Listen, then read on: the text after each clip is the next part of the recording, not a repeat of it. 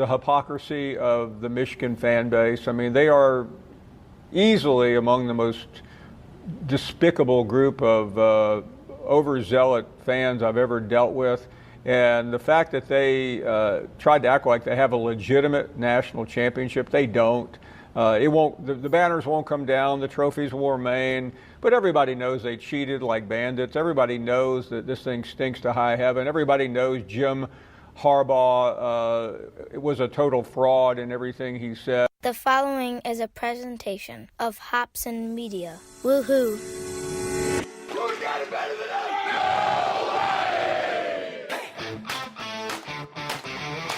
This is the Church Pew Sports Podcast, featuring a group of pastors delivering bombastic takes on sports, life, and faith. We're going to attack this day with an enthusiasm unknown to mankind. Take a knee. Man, it's hard to break us now. It's hard to break us. As a matter of fact, you ain't going to do it. Lend an ear. These are some of the best questions I've had. I have to tell you that straight up. As the Church Pew Sports Podcast begins. We were all supposed to be here together, man. We're destined for this. Just stay the course. Give each other a high five! Well, there are high fives being given out these days. It's just not really clear in which corners of the sports world they're being handed out. Welcome in to another edition of Church Pew Sports. It is so good to have you with us. Thank you for subscribing and hopefully sharing the link to the podcast with other sports fans in your world. And for just a little hint of where we are headed today, here's Chris Ballas. You've got people who's really, their self-worth depends on what happens from this ruling. I swear to God, that's the absolute. No, that's what I'm that's getting. The crazy part about this. It's like, people, go hug your kids and go out and have some fun in the summer and not be sitting there hanging on the words of some clown who has no idea about anything, but is just like, this is what should happen, so this is what's going to happen because I said so. And that's a summary of the last, I don't know, I guess I would say 48 hours or so in the world of sports, especially if you're in that Michigan Wolverine or you're a fan of college football world. Bill Hobson here, along with Pastor Paul Miller, who's in Minneapolis. And Paul, I'll let you bring in our next guest or our featured guest, because today we're going to try to answer the question, did Michigan win or did Michigan lose in all of this mess? Yeah, wish us luck on that one, right? Because I think, well, never mind. I won't bury the lead.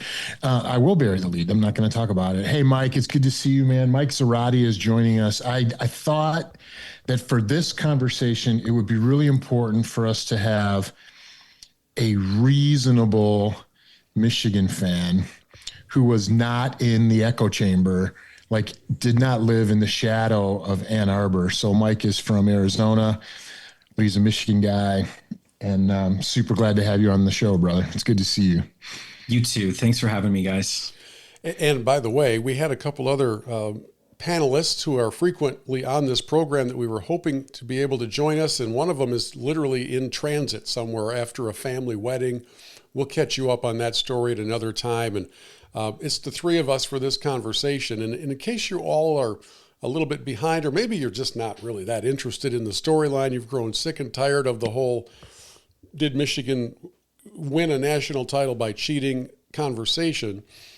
The Committee on Infractions, the COI, came out with their decision or their statement a couple days ago, and it was a pretty damning statement, to be frank. It was, Paul, you can summarize it pretty well, I'm sure, but it contained a lot of punishments, but it didn't remove any wins. It didn't vacate any titles. As Feinbaum said there a moment ago at the beginning, Ballas said there's no banners coming down. There's no stripping of titles, but there's still a lot of controversy. So where do you want to dive into this? Yeah, well, like the NCAA, the COI gave us 74 pages of fodder for this conversation in their decision. We're going to read all 74, aren't we, on the podcast? Yeah, no, I hope not. I haven't read it. I'm not intending to read it. I know somebody who has, and it's not me either. So, so here's where I would like to start, though, Bill. I want to push pause on that conversation for just a second, because Mike and I need to know how things are going for you with Live Golf these days. So can we just have that little sidebar conversation before we get in? Sure. So that would be great. Yeah, it's a little sidebar for this is like an audio parentheses, and if you don't care at all about the story you're about to hear, then just skip ahead probably 2 or 3 minutes. But it's not a secret that I'm not a fan of Live Golf because of its source of funding. Live Golf has its tour championship in Michigan this coming week. And so they asked me if I would like to interview one of their former players who is now one of their broadcasters. And he's known for being very bombastic. He's a very fiery guy. He's pretty funny at times. His name is Pat Perez. I said, yeah, who wouldn't want to interview Pat? I mean, he's a good get. So we had a great 24-minute conversation in it. And in it, I shared with him, I don't have any problem with a competitive league when it comes to competing against PGA Tour. My problem with Live is the source of the funding. He had an answer ready to go. It was not incendiary. There was no raised voices. We had a great time. I get done recording. He says to me, hey, if you're coming to the tournament, make sure you stop by and say hi. I want to shake your hand. It was all good. Within 5 minutes of the interview being done, I start getting texts from the PR folks at Live saying Pat is livid at how he was ambushed in this interview, and he can't believe that you would ask these questions along these lines. And I'm like, wait, what? Did I black out or something? Was I not paying attention? And since then, including up until about 2 hours before we're recording this podcast, I've been getting calls from their top tier PR people. At first, they were my best friends.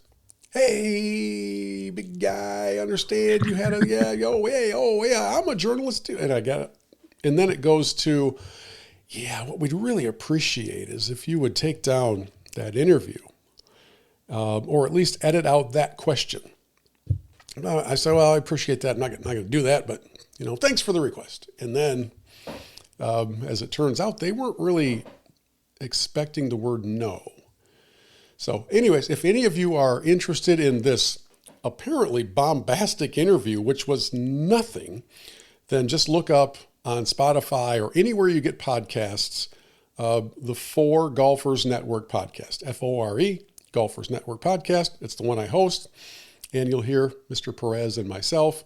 And I'll button up the story with this. I said to the lady who was calling me and getting very irritated with me, I said, my little podcast neither cures cancer nor causes it, but you're acting as if it does both.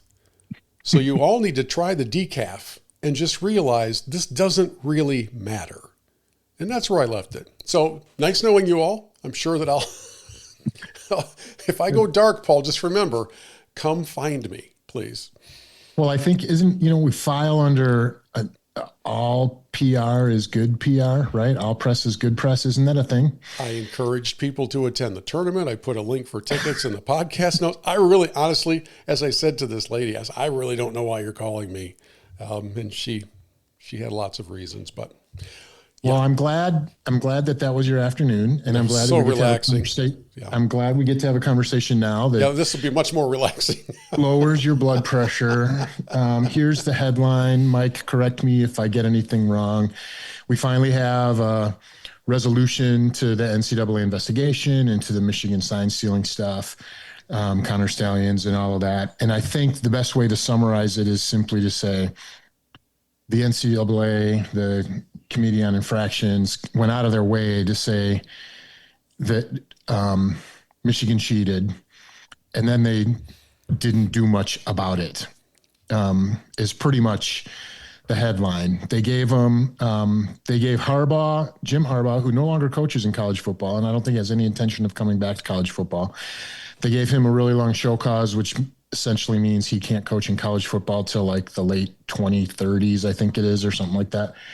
They gave Connor Stallions, who I don't think was going to come back to college football, even if he wanted to. I think that ship has sailed for him. They gave him a long show cause. They fined Michigan a huge sum of money, which I think we could argue that that's a significant thing in this new era where athletic programs operate at a deficit and they have to pay revenue sharing to their players now and all that other stuff. They gave them a big fat fine, but they did not vacate any wins. They did not do any recruiting restrictions. They didn't give them any bowl bans or anything like that. So I think we could argue that everybody wins, because this would be my opening salvo into this conversation. We could probably argue that everybody wins because Michigan didn't get what they could have. Some would argue should have gotten for this thing. We could argue that rival fans win because now they can take their turn being high and mighty and self-righteous at the expense of Michigan. I'm going to argue later on in this conversation that everybody loses. And I think that's probably a little closer to the truth. I think everybody loses in this thing. So that's my headline. Mike, how did I do? I think you did great. I was reading through, I asked AI, by the way, to list all of the things that Michigan went through or that Michigan got punished with, and you covered all of them very well. So I'm proud of you, Paul. Okay. To me, here's the thing. Here's what I would say. Everybody wins, everybody loses. I agree with you. And college football will get more views and more interest this year because of all this. That's what's going to happen. It's going to be great. Aren't you all excited about college football? I'm so excited, especially as a Michigan fan, right? Now this is behind us, sort of. I mean, we're going to talk about it this season, but wild. So, yeah. Did the findings from the Committee on Infractions specify what Michigan did competitively that no other team was doing? Now, I know that they do allege a lot of cover-up steps and a lot of non-cooperation. What did they allege, or what did they report out from a competitive standpoint that Michigan did that nobody else did? Yeah, I don't know. I mean, I don't know that they got into nobody else does this, but it is a rule, and Michigan broke that rule. Like, that's a thing, right? They also, I did see a quote on Twitter, because everything I read on Twitter is true. Sure. Where they were talking about Michigan's argument was this is a dumb rule, which I agree with, by the way. The idea of advanced scouting your opponents is out of bounds, even though you can go back and, like, after you play an opponent, you can share all of your scouting report with a coach from any other program that you feel like sharing it with. And that's legal. And that's probably arguably way more helpful as you're preparing for a future opponent. So there's wild inconsistencies and everything else. In Michigan, they did break some rules. They broke some rules that were questionable as to their the logical sense of those things. So I think that was the deal. And I think it was 6 level 1 violations, and there was some compounding stuff because they had some recruiting violations and other things. And then you're right, Bill, a lot of it was the cover-up stuff because they didn't cooperate, they destroyed evidence, they hid evidence, whatever, yada, yada, yada, yada. That's all the things. The cover-up, I think it was Jim Rome who said, the cover-up is always worse than the actual action. And I think that's probably true here. So I think the Connor Stallions throwing the phone in the lake didn't really sit really well with the with the committee on all of that.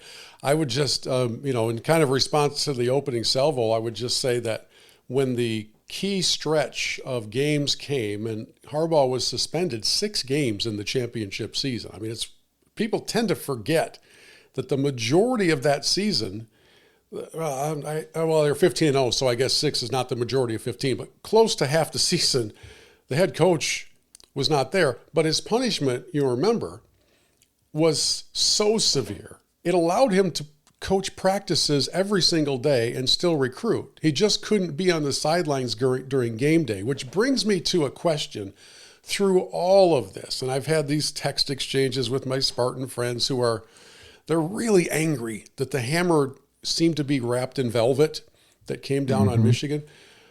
I would ask the question that if all of these charges are so dire to the integrity and the health and the future of competitive balance in football, why was round one of punishment?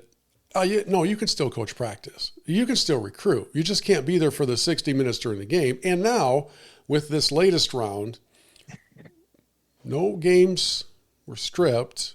No titles were stripped. They're going to throw on a token extra game for Sharon Moore. But, oh, by the way, we'll do that next year at the beginning of 2026. So, Mike, you got to help me wrap my head around this, because if you're going to bring a hammer, why are we bubble wrapping it? It seems like something's missing here in the equation.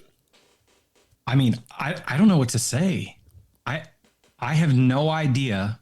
I cannot answer the question as to why this Michigan got off so easy.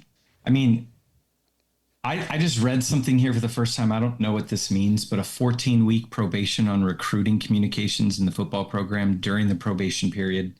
So maybe that means they're not allowed to do much recruiting right now. I don't know. I can't figure out why the NCAA, after all this time, and that's the other thing, like this investigation's been going on forever. And after all this time, like basically they lose a bunch of money and they lose Sharon for one more game. Yeah. I mean, am I missing anything? Against Western Michigan next year in Germany. Right. And they got to pick the games. Yeah. Am I correct on that? That's they got correct. to pick the games. Yeah. So a 25% reduction in football official visits during the 25-26 season. Where does 25% come from? Was there no negotiation? I mean, I don't know. I think this is hilarious and shocking. I have no idea why this is so easy. I'd love to be able to answer the question. I don't know. I have a theory. Apparently the NCAA just has no power left. I don't know. That's the one. Yeah. That's the one. And this is, and we'll hear a soundbite here in just a little bit that talks to that, saying that they had to do something, but they can't do everything.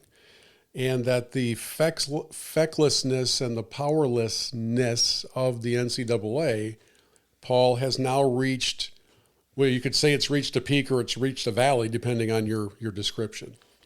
Yeah, I did see that the NCAA was getting some heat for these results, right? Or these decisions. And they came out and said they did not want to punish the current people involved in the program, which right? They've done forever.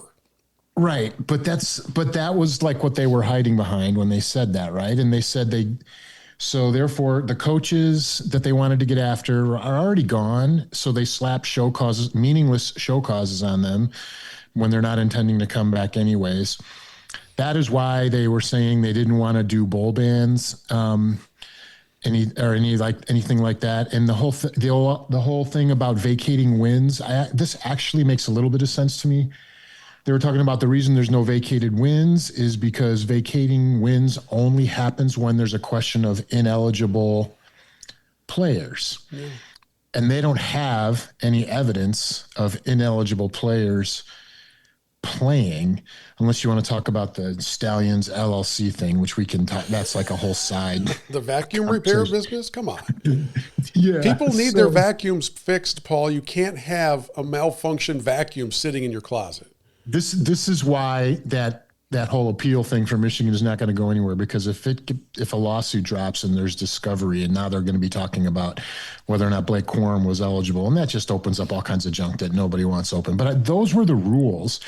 And there was a line in the report that did jump out at me that I saw. Again, I saw it on Twitter because I didn't read the 74 pages. It says the true scope and scale of the scheme, including the competitive advantage that it conferred, will never be known due to individuals' intentional destruction and withholding of materials and information. So the NCAA is saying, hey, Michigan hid stuff. They destroyed evidence. They did this. They did that. They ran away. They didn't cooperate and everything else. Therefore, we don't have the ammunition that we need to fire our big guns. Well, the truth is they don't have the big guns anymore, which is what Josh Pate was talking about. We were listening to that. I don't know if you had that, but that's that. If you want to go listen to somebody give a really reasoned and balanced summary of all this junk, go to Josh Pate's college football podcast and listen to his little 8-minute thing on this whole thing. It's really, really well done. And in it, he talks about how none of what came out of this is a shock to him. He had sort of predicted a good portion of it. But you'll notice that in that 70-something page report, they will refer to unprecedented violations, which to me would lead to this idea of unprecedented punishment, which did not come. So if this cheating was so horrendous and gave them such a seismic advantage on the field, you would think that they would have gone to this extreme step of saying, just like they did to the Fab Five back in the day, banners come down, you guys no longer win. Congratulations to the Huskies. They have somehow now been named the 2023 national champions. All of these things didn't happen. And I want to play a soundbite for you and get your reaction to it. This is David Cohn, not the former pitcher. This is David Cohn, the co-host of the Real Daily Wire podcast, with a unique thought. It's one that I've had, but he put it much more eloquently than me. No serious person around this country thought that Michigan's national championship was going to be vacated. No serious person who knows ball around this country has an issue with signal deciphering or even advanced scouting. Jeff Lebby got in trouble for this a couple years ago at Baylor. He missed a half of football, and now he's the head coach at Mississippi State. But because this is Jim Harbaugh, the NCAA tried constantly to come after him with full force. Why is that? Who was the first coach in the modern era to recommend that players get paid and be a part of revenue sharing? That was Jim Harbaugh. Who gets money taken out of their pocket now that the players get paid? The NCAA. And all along in the process, Jim Harbaugh, with the cheeseburger gate or advanced scouting, whatever, gave the NCAA the middle finger. And they want to send a message to him for that. Now, just for the record, I don't take issue with, fanatics and lunatics on Bucknuts, Reddit or whatever, or in East Lansing for coming after Michigan saying, oh, you're a bunch of cheaters. This is college football, man. If you don't have vitriol for your rival, like, what are we doing? Like, I get that. What I am saying is that with this institution, the NCAA, with how they have failed us constantly, if you want to hop on board with all of this NCAA, Michigan's a cheater train, then don't expect anyone to come to your program's defense when the NCAA comes after you. Well, Mike, your thoughts? I don't know. Here's the thing.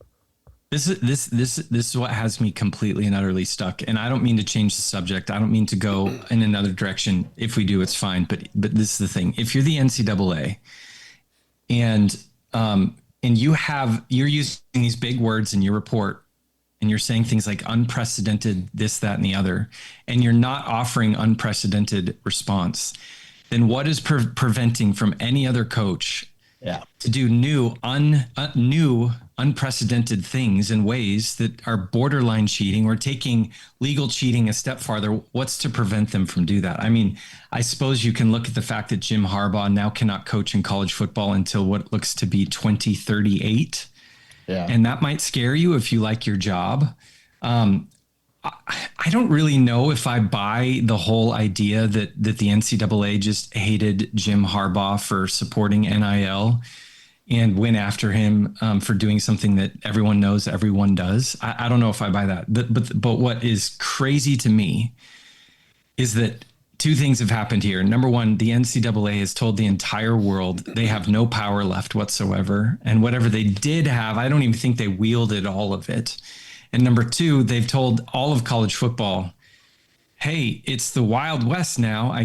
Do whatever you want, because we all know that winning breeds more money. We all are more money when we win. There's your thumbs up. And everyone wants to win, so let's do whatever it takes to win. Which they're doing already. Right. Yeah, here's Nicole Auerbach on Twitter, right? She says the era of heavy-handed NCAA penalties is over. It's now worth looking for shortcuts, playing in the gray area, and even cheating outright. Because if you get caught, you will simply pay a fine, just like they do in the pros. There's no alternative and no deterrent. She's not wrong, Okay, so there's a couple of questions. These are hypotheticals. I guess nobody will ever know because they're questions about timing, all right? The first allegations of the signal stealing, which again, every team does, but Michigan did it pretty well, so that's the problem. The first allegations came during the season which is what resulted in that 3-game suspension of Harbaugh at the end of the regular season in 2023, into the Big Ten championship game. Shockingly, it didn't extend into the postseason because that was a Big Ten punishment. It wasn't an NCAA punishment. Right. If all of those allegations had come to light in February, at the end, after Michigan wins the title, everything's done. It's 15-0. Nobody's ever thought a thing. Harbaugh coached all 15 games. They were a dominant team. They were really good anyways. But then all of a sudden in February or late January, there's this shocking bombshell of a report that comes out, and there's the proof and there's the evidence, and there's this guy named Connor Stallions, but it happens after the season. The whole thing then does get tainted because you can't say, oh, they knew about this halfway through. Now you know this. You know that at least the second half of that season, none of the alleged behavior was taking place because the genie was out of the bottle, and any team dumb enough not to change their signals after that, that's on them.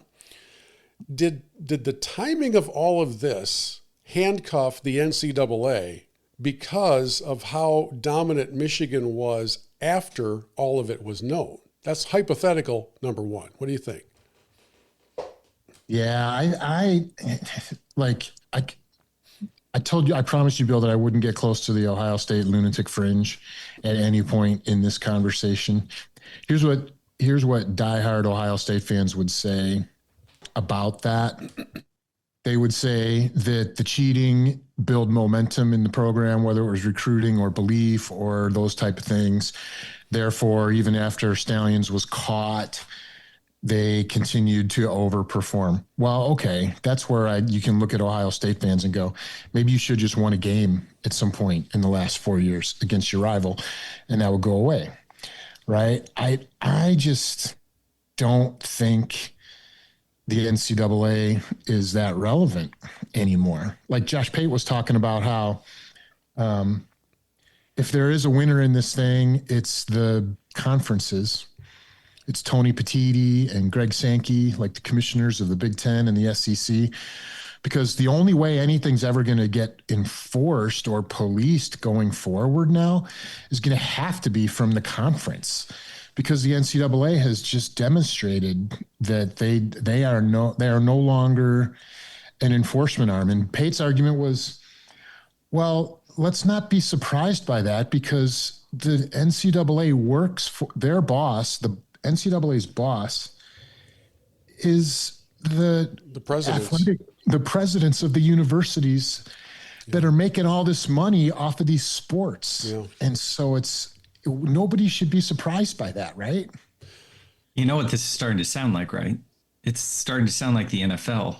The commissioner works for the owners, for all the owners. And like, this has to be where we're heading now, right? I mean, we can't live, maybe we can, I don't know. We can't live in a college football world where there's no enforcement, no rules. Like, there's got to be something, right? And we've been talking for a long time about this idea of a larger combined league not named the NCAA. To me, this is where that ball starts to roll downhill, because I don't know how this situation cannot cause us to go, this can't stay this way. Yeah. I mean, I'm a Michigan fan, so I hear all this news and I go, oh, thank God, like this actually wasn't that bad for us. But here's the truth, and hopefully every other Michigan fan will agree with this. If this is another team not named Michigan, we want them punished. Like that's what we do. We want there to be rules. We want there to be organization. We want there to be competition. We want it to be fair. So something's got to give now. A lot of Big Ten fans in general have for a long time just generally assumed that the SEC is doing things under the table in recruiting wars. Before NIL, these kids were already making NIL money, and so in some respects, we as a Big Ten fans, and I think Paul might concur with this, we've just taken that as a given, and know that we still have to go out and try to beat them on the field, and largely haven't been able to do that until the field was a little more level in the world of the NIL era.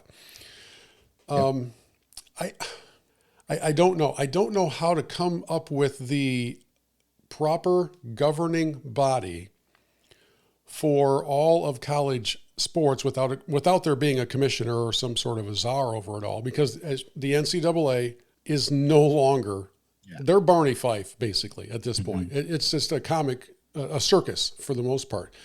And at the same time, I have found that my friends from East Lansing and from Columbus have taken great joy in sending me multiple. I'm holding up, for those of you watching on the YouTube channel, I'm holding up the asterisks that have been sent to me time and time again. Looks like a Buckeye leaf a little bit. Yeah, well, it's more like a Walmart asterisk. And as I've shared with many of my friends, you're welcome to apply it if you'd like. We're not doing that here because they didn't come after the games or the title. So, Mike, what do you do with the asterisk? Look, I think I would say I get it. If I'm not a Michigan fan, I'm upset about this. But at the same time, the NCAA didn't take it away. Let's just tell the truth here. There is no actual asterisk. There isn't one. Maybe there should be. We can have that conversation. But there isn't one. So that's kind of my argument. I'm a Michigan fan. We won the Natty, and that's the way it is in my house. So that's how I deal with it. The reality is, and I might have a different or funny or creative argument if there actually was an asterisk, but there isn't. So to me, that's the end of it. And maybe the unfortunate part is the conversation's really about the NCAA and how they didn't do enough. But the truth is, we celebrated in my living room behind this wall a Natty, and it's real. It's still there. We're not going to talk about, we're never going to have to talk about how we had a Natty that didn't count. It counted. It did. Yeah. So, Mike, if I text your son an asterisk like Bill's been getting from his Ohio State friends, how's he going to react to that? I think he's going to laugh. Although here's the thing, I'm the more reasonable one than my son. My son, he's sort of the echo chamber. He's Michigan didn't cheat. Everyone cheats. Like, everyone needs to relax. We won our Natty.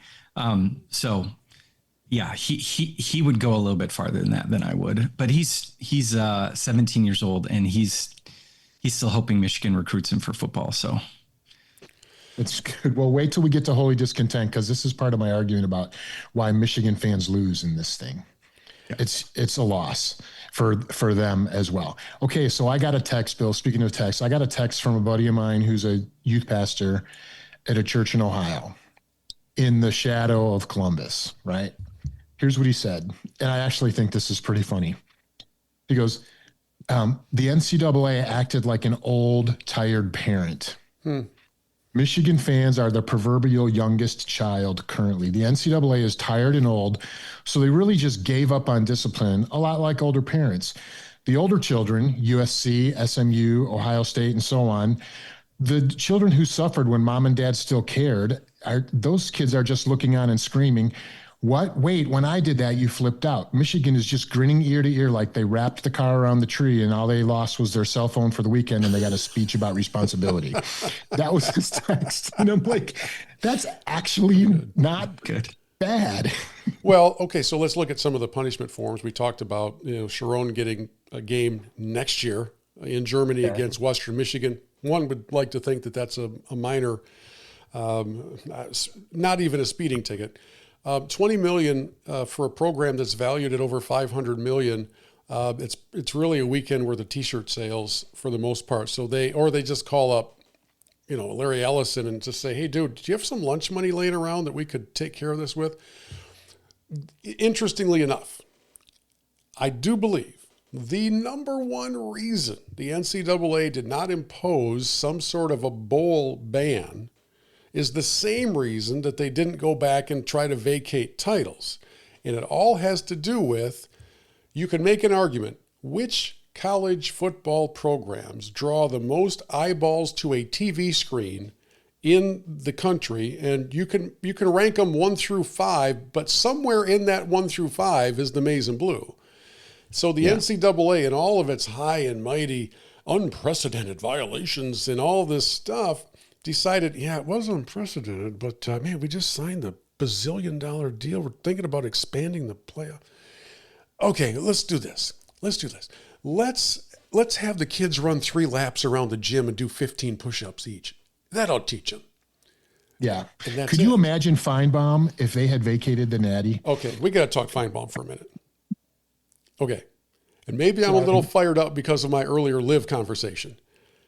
Okay. But this man, and I'm remembering him on Church Pew Sports, this man, after Michigan won the national championship, came out, retracted, and apologized for all the harsh things he had said about the Michigan team after Harbaugh's suspension. And he said, I sit here corrected today. This was a dominant football team. There is no asterisk. There is not.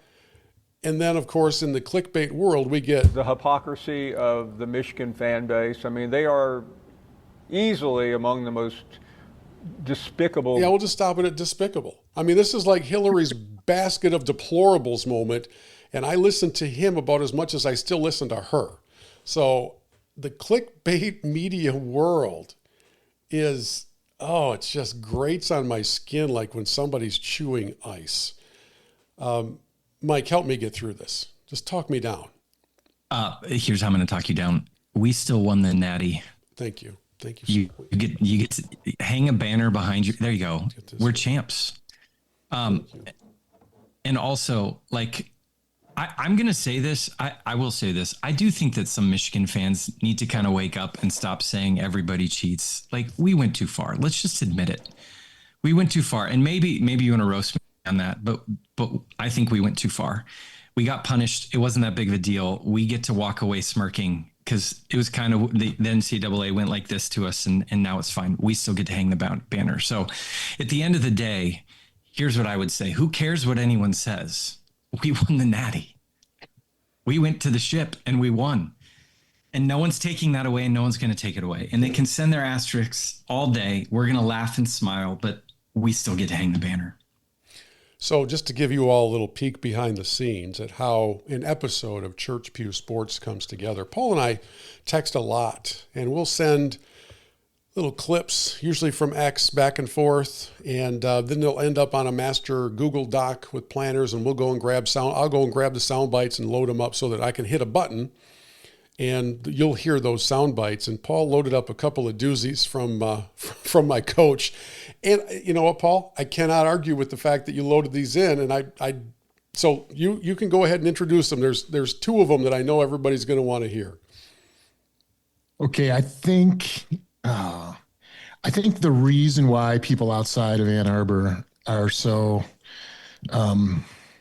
flabbergasted with Harbaugh is because of the clip from the interview right after Michigan won the Natty back in 23, and just the way he talked. And so I would love for us just to listen to that first. Is this the description of a Michigan man? Yeah, this is the you don't lie thing. Doing something that's bigger than for yourself, caring about somebody other than yourself, never being outworked, doing right. You don't lie, you don't cheat, you don't steal, and you do the best, give it the very best that you, the best of your God-given ability. That and more. I mean, you could probably write a book what it means to be a Michigan man, but. Yeah.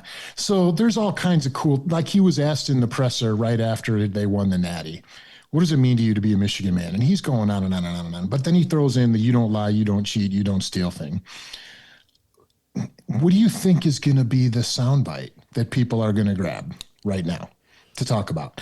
Not all the other things that he talked about where he's kind of waxing on eloquently, and he's like, hey, if the guy who eulogizes me someday is going to say I'm a Michigan man, that would be enough for me. And I'm like, okay, there's part of that I can respect and everything else.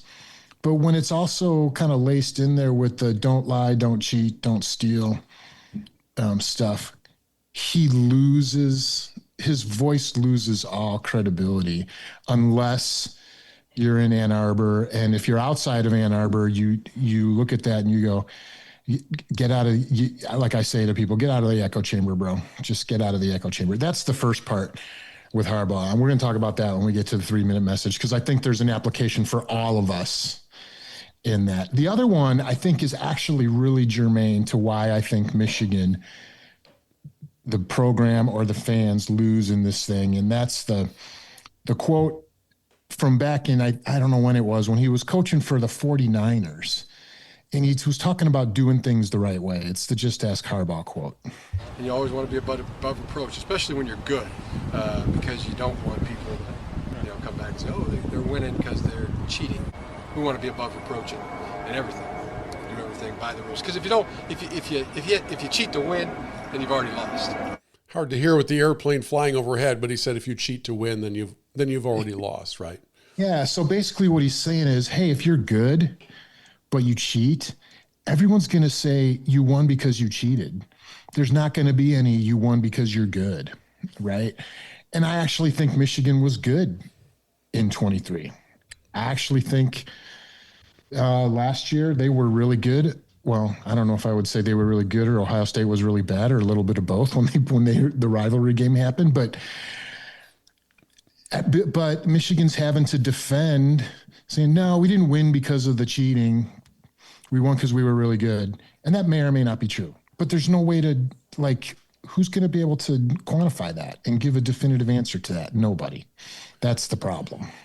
And just to put a summary on it so that I'm tracking on the same line that most critics of Michigan are tracking, if you had to summarize the definition of the cheating in a sentence or two, what was it?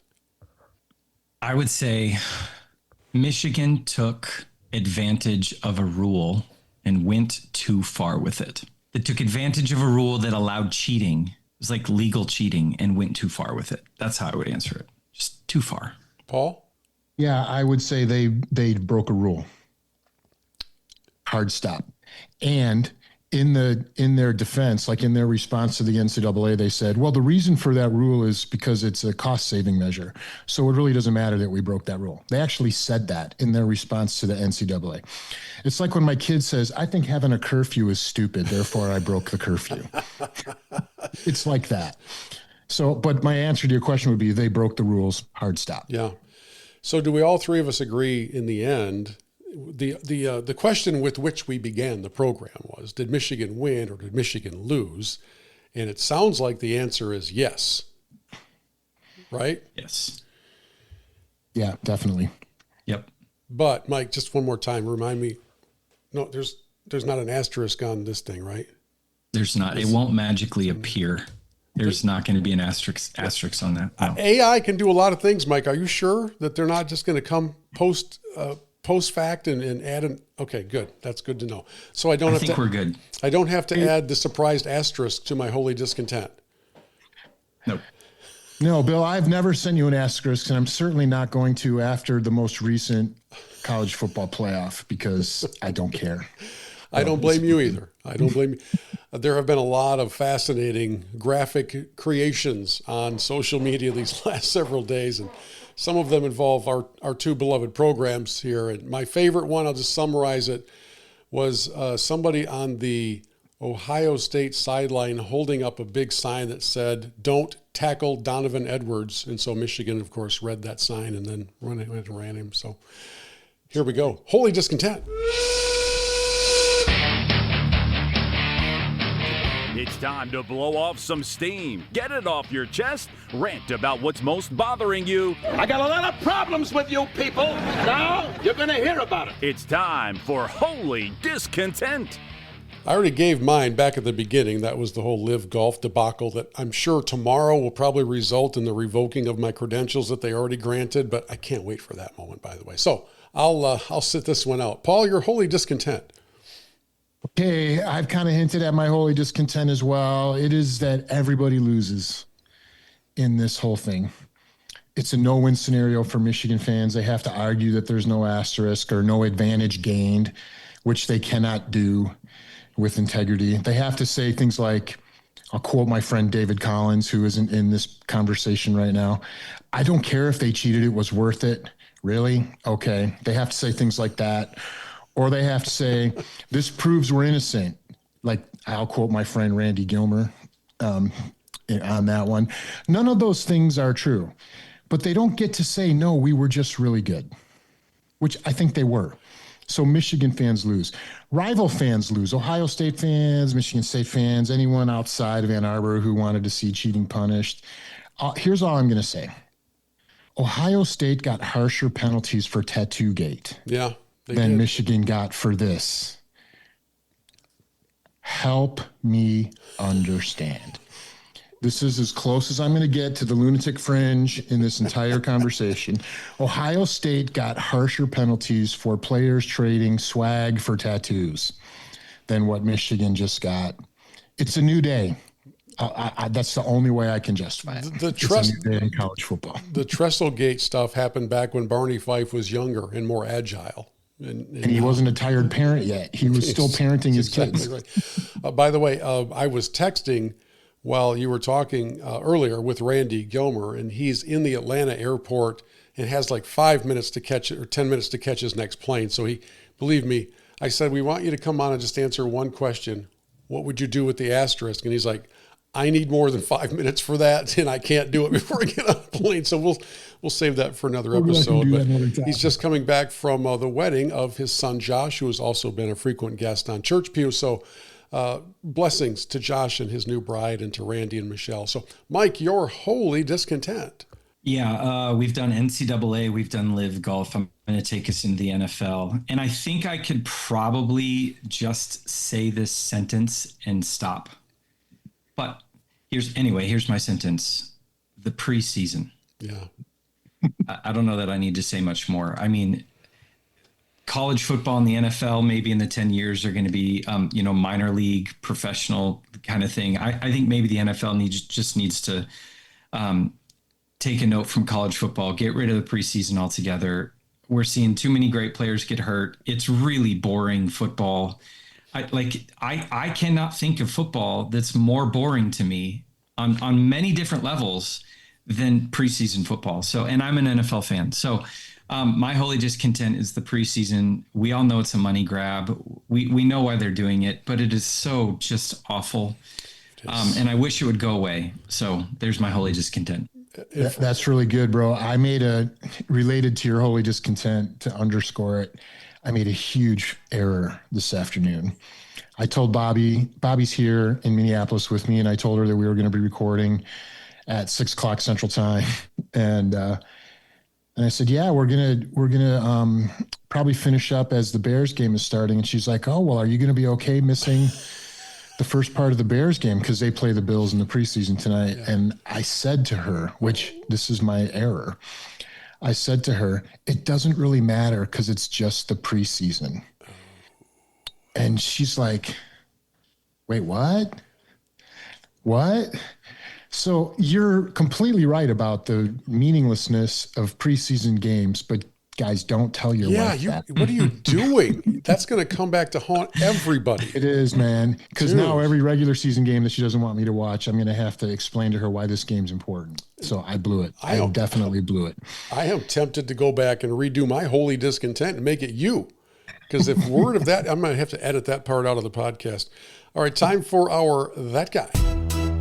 Right now, this minute, today, this week, I am the man! That Guy is where we just tip the cap, call out somebody who's saying it well or doing it right. And I came across this little press conference moment just a few days ago featuring a guy that you're not going to pick out of a lineup. He's the head coach of the Northern Illinois University Huskies. Tom Hammock is his name. He's been there like 6 or 7 years. And, here he is now in a MAC school. So they're a D1 school. But obviously in the NIL era, a MAC school is not going to be able to compete dollar for dollar with any of the Power 5 conferences. And I just loved how Coach addresses that disparity. In life, you're going to make decisions, right? Sometimes it's going to work in your favor and sometimes it's not. I told our team the other day, we lost all these guys. Let's see who plays. So it's all good when people put it on Twitter, hey, all glory to God, I'm going on the transfer portal. Let's see if they play. How many of those guys going to play or travel or get snaps? You know, I was going to tweet something the other day, a picture of me, and say, you know what? I enjoyed my college experience. I didn't get one dime, but the lessons I learned was more valuable than any money you can ever pay me. And I appreciate that because that is long term. People are losing the fact that this is short term. I coached in the National Football League for 5 years. 5 years, right? Don't lose focus of what the long term. Get your degree, learn valuable lessons that's going to help you in the long term of your life. That's the whole purpose. This is a transition from being a kid to a grown-up. And I hope people don't lose focus of that. Yeah. Tom Hammock, head coach of the Huskies in Northern Illinois. He's that guy. Mike, who do you have? Yeah, I'm going to shout out Coach Henry. He's the varsity football coach of the high school 2 miles down the road from here. My son happens to be a senior quarterback on the varsity team. Here's the reality. The quarterback in front of Isaac, who's a junior, now has 22 D1 offers. So even though my son is a senior, and I would argue a pretty good quarterback, he's not going to be playing very much this season. He's the backup to that guy. And one of the things Coach Henry and I were talking about this year was he was trying to figure out how are we going to help Isaac feel like he's a valued part of the team. Well, last night, my son comes home from an event that they call the senior retreat. The entire coaching staff takes all of the seniors. They do this big dinner, games, fun. They sit around, kind of talk, share stories about the 4 years and whatnot. Coach Henry texted me this morning and he said, I don't know if your son told you what happened last night, but I think it was pretty special. He said a lot of the guys spoke of Isaac and his character and how much he meant to the team. And then Isaac felt compelled to share a Bible verse with us. It was such a special moment that later on that night, we asked him to pray the team out. This is a public high school. I'm not even sure that Coach Henry has a relationship with the Lord. Wow. I just think it's a really, really incredible moment of coaching acumen. Because what he did is he recognized the moment. The team was coming together. My son was sharing his faith, his heart. And at the end of it, many moments later, he says, hey, Isaac, since we're done, why don't you close us in prayer? Wow. So to me, I would just go, Coach Henry, you deserve a shout out, man. Way for paying it. It's such a cool thing for you to pay attention to your team, see what's going on, and allow something like that to happen in a public school setting. I think he's doing it right. Yeah, man, what a proud dad moment that must have been. Goodness, absolutely, that's awesome. Where are you, by the way? What's the state city area where you are? Yeah, we're in Goodyear, Arizona. Okay. My son plays for Desert Edge High School. They were 5A state champs last year. You know, Mike, I was just thinking about when you said Arizona. I'm like, man, 2-a-day practices in Arizona in August, and then you said the name of the town is Desert what? Desert Edge. It just sounds hotter. It just sounds hotter by nature. So, very cool story. Paul, you're that guy. Yeah, I've been there. It's hot. It's hot there. I would think so. It's the edge of the desert. I'll just say that. And I'm going to completely kill the mood that Mike just created with my that guy. Because my that guy this week is Dylan Gabriel. You know, Bill, how much I love good snark from an athlete, especially when it's on microphone and feels like he shot from the hip and said something incredibly clever. Here's Dylan Gabriel in a mid preseason game sideline interview. Yeah, I think it's just part of it. You know, there's entertainers and there's competitors, and I totally understand that. And my job is to compete, and that's what I'm focused on doing. Of course, we're doing this mid game, but it's something that I'll get used to, and just want to be the best team that I can and create an environment where we can all go do our best work. That's all we want to do. There's entertainers and there's competitors as he's competing against Shedeur Sanders for a spot on the depth chart for the Cleveland Browns. And here's what I love. He doubled down on it today because, of course, he was getting grief about it in the media. So he went back in a locker room setting earlier today and he said, yeah, I wasn't talking about Shedeur. I was talking about the media when I said entertainers. And then he cut to this really big smirk, this really big grin, and just kind of looked at the camera like that. I love that. Yeah. I love that. Well, the kids who haven't done it yet sure talk a lot. Yes, they do. I mean, really, just in general. They just talk a lot, and then someday... There's entertainers and there's competitors, and I'm a competitor. When you, generally speaking, when you listen to just any interview with an NFL veteran, they're almost always asked, what was your welcome to the NFL moment? And they'll usually talk about a super hard hit. They were seeing stars and the little Tweety birds, and their feet were in the air.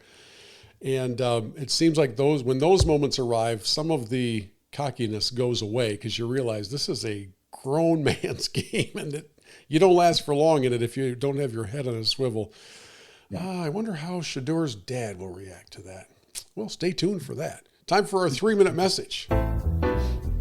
Homer, I'd like you to remember Matthew 7:26. The foolish man who built his house on sand. And you remember Matthew 21:17. And he left them and went out of the city into Bethany, and he lodged there? Yeah. Think about it. Think about it. Okay, this has been a semi-cathartic conversation for an Ohio State fan, although I would say not a fanatical Ohio State fan. Bill, you allowed me to play some Harbaugh clips, etc., and Mike, you were gracious and admitted on behalf of all of the Maize and Blue that Michigan did cheat. So all that's good for me. All that's good for me. Sorry, Pastor. I just didn't want to interrupt the message. I just got a lozenge caught in my throat. I know.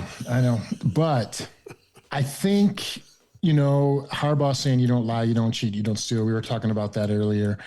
I think there's a passage in Matthew 5 that applies to all of us, and I'm just going to read it.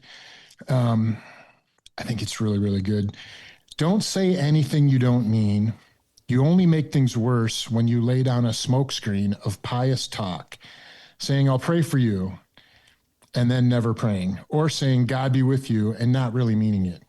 You don't make your words true by embellishing them with religious lace. In making your speech sound more religious, it becomes less true. Just say yes and no. When you manipulate words to get your own way, you go wrong.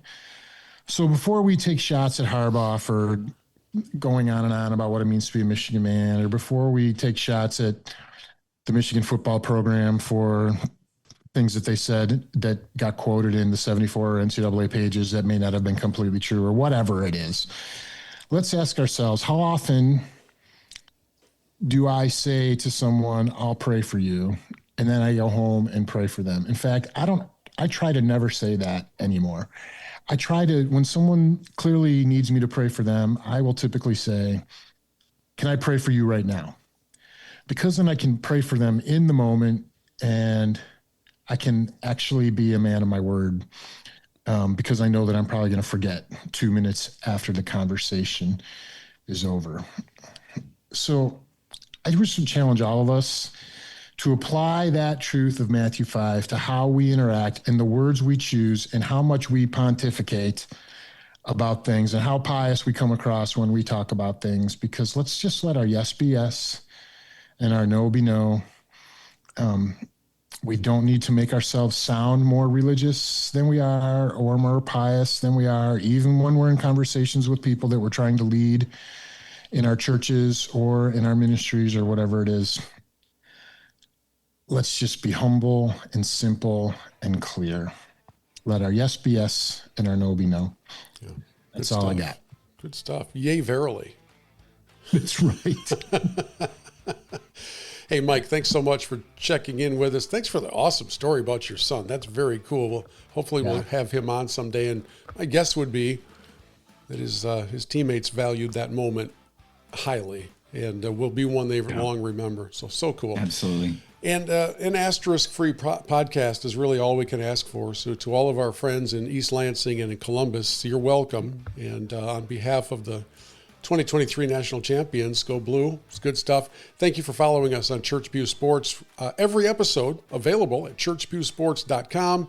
Follow us on X and on Facebook. And we'll talk to you next time on Church Pew Sports.